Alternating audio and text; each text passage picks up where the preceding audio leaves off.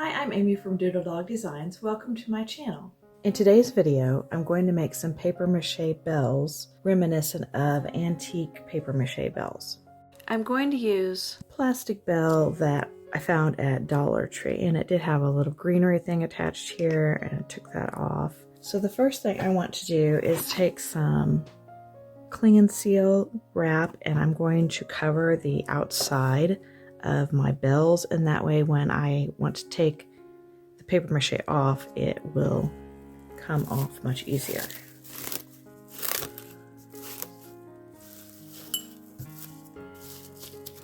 So I don't need to worry about the inside being covered. I'm only going to put paper mache on the outside.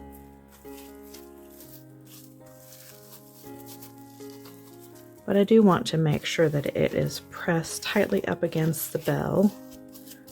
I don't want to have any gaps or air bubbles.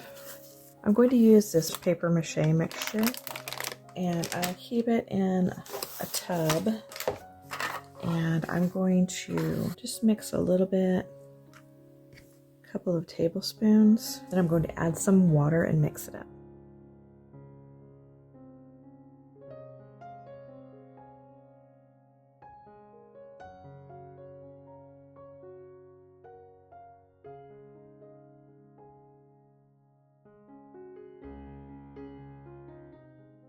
Now the nice thing about this project is I can just reuse this plastic bell and make as many bells as I want. I'm going to make 3 bells for this project.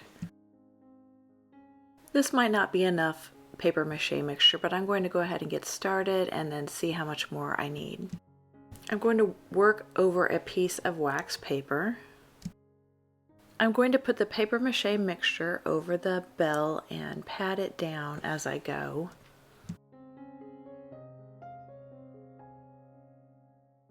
This process is a little messy. I did get my fingers a little dirty, but it washed off very easily.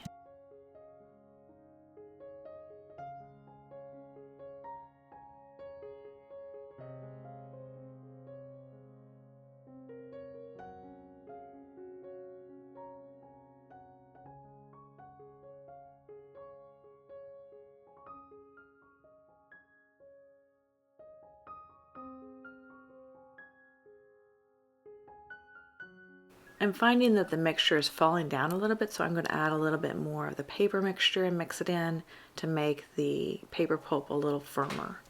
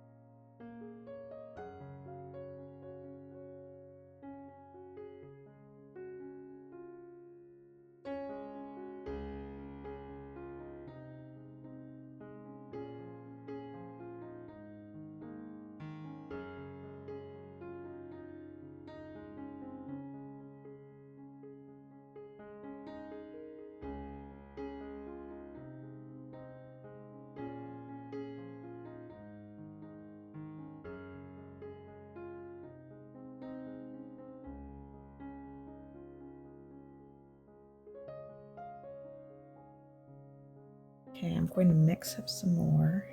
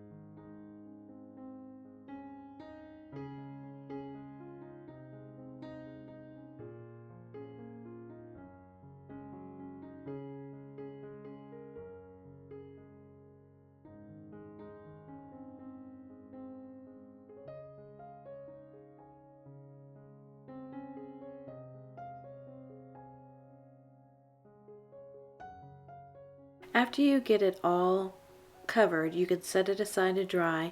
It did take mine 2 to 3 days to completely dry for each bell. So once they're dry, you can take them off. I did pull this off, and I should have been a little bit more careful right around here on the edge. So it's got a little bit of misshape in here, but I will cut a little bit off and try to make that level all the way around. So I'm just going to loosen up my plastic wrap and then pull on it a little bit all the way around, pull it out away from the bell to loosen it from the edge. Just gently pulling. I don't want to pull too hard and end up breaking something.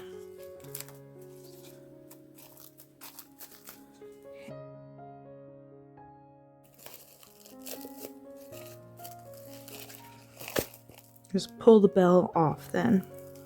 Then I'm going to take my paper scissors and I'm going to trim up the bottom here so that it's even all the way around and it doesn't have this little lip that it's got.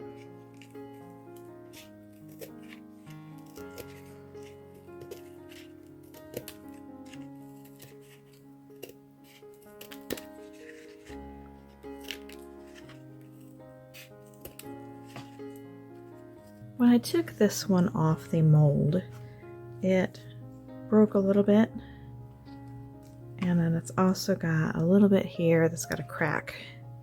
So I've mixed up some more, and I am going to work on trying to fill that crack in a little bit, but I want to keep it smooth so it's not, doesn't have a big lump here. So I want to push it in. I'm going to push it on the back and from the front both.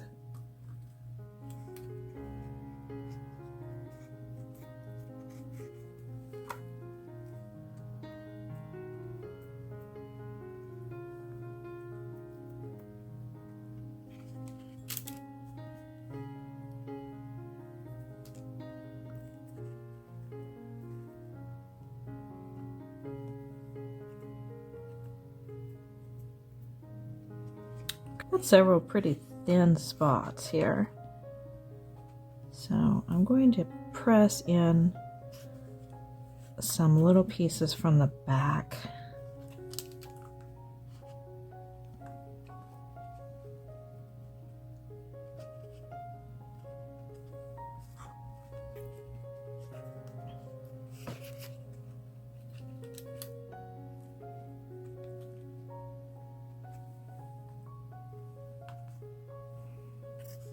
Just gently pressing in some of the pulp, the paper pulp from the inside, while holding it on the outside so it doesn't make a hole and press all the way through.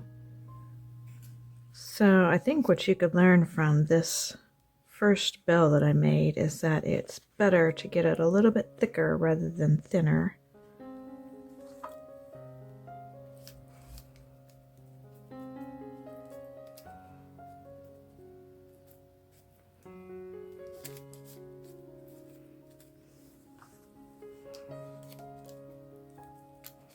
I've still got a drying bell on the mold, otherwise I could just put it back over the mold, but I think I'm going to be able to fix it without putting it on the mold.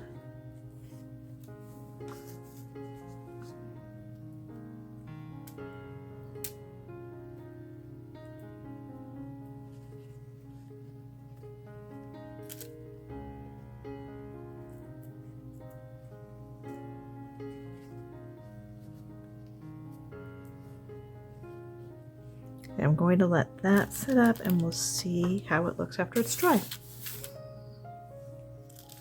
Now this one that I worked on repairing is dried, and you can see that worked out pretty good. I have a little bit of a lip here. I'm going to cut that off.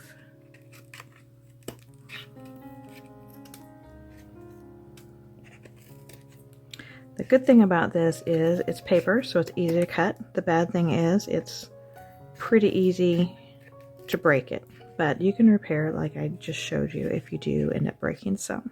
All right, the next thing I'm going to do is paint my bells.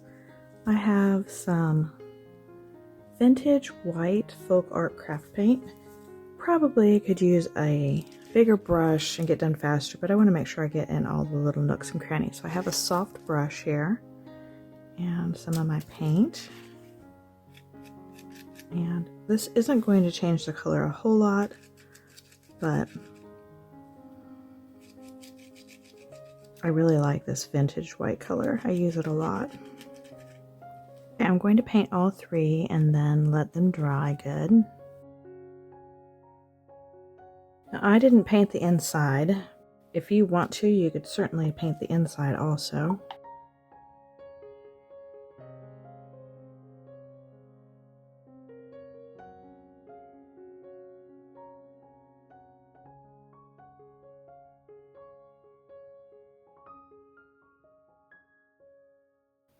Something else that I thought of after I finished all three bells is it might be better to set this bell with the paper mache on it over the top of a cup or something. If you set it over the top of something while you were letting it dry, then the edges maybe would turn out a little bit better than mine did.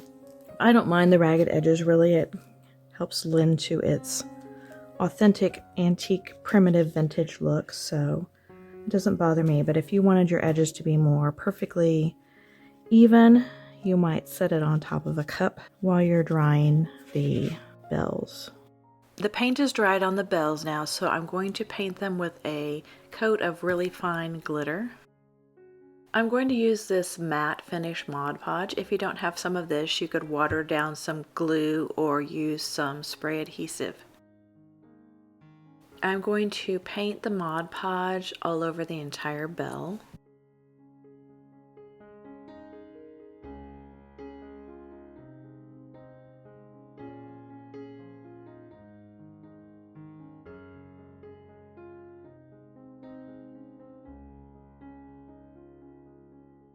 I store my glitter in an Old Spice container. It makes it easy to sprinkle it, and I'm holding this over a sheet of paper, and then when I get all done I can pour any excess glitter back into my glitter container.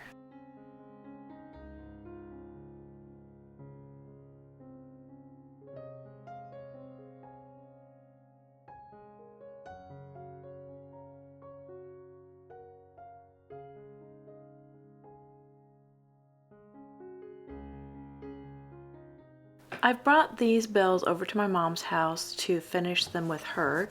We've got these antique glass ball ornaments that we're going to use to put inside the bells. And we've got some gold cording ribbon that we're going to hang them with. So for the top, we're going to make a bow out of some 1.5 inch wired ribbon.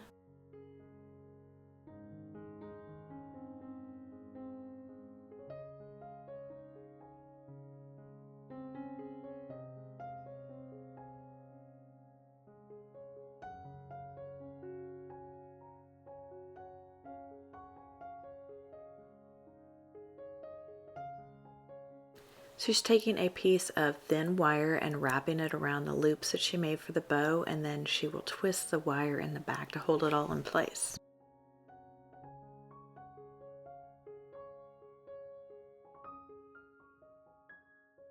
And then she's making a second bow the same size as the first, and then we'll wire the two bows together to make one big bow for the top of the decoration.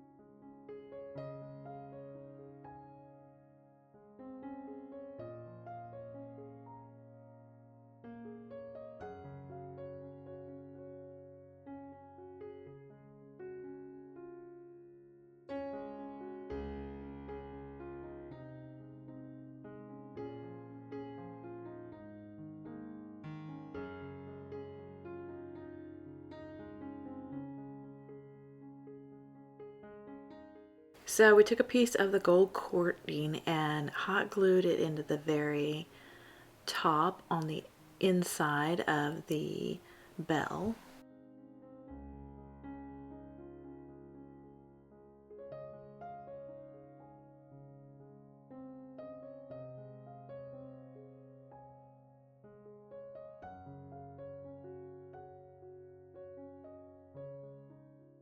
This ornament does not have a topper, so we're just going to put some glue in the hole and then stuff the cording down into the hole.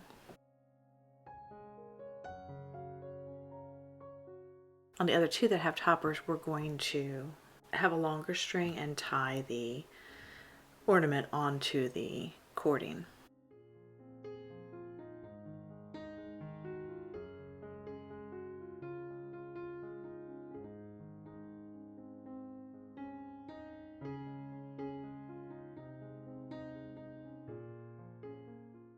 Now we've taken 3 longer pieces of the gold cording and we're going to tie a knot in one end of the cording and then glue that knot end onto the top of the bell.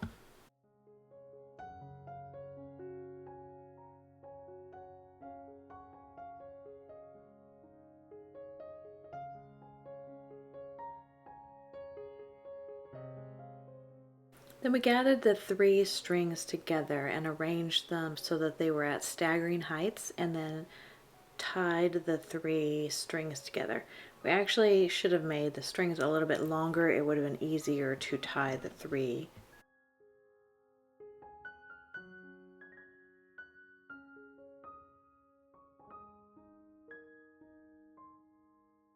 Then we took the wire from the ribbon and strung it through the loop that we made while tying the cording and wired the ribbon onto the cording, and then with the excess wire we made a little loop for hanging the bells.